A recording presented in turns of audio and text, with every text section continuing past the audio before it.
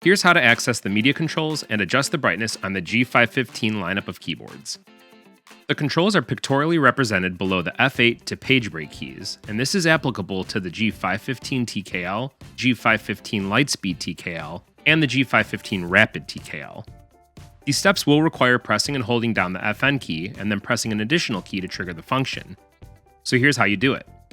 Press FN plus F8 to adjust the keyboard's 5 levels of brightness.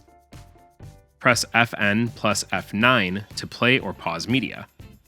Press FN plus F10 to stop any media. Press FN plus F11 to go to the previous track. Press FN plus F12 to skip to the next track.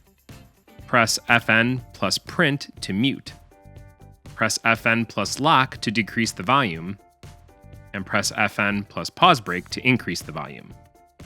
And there you go. That's how you can adjust the keyboard brightness and use the media controls on the Logitech G515 lineup of keyboards.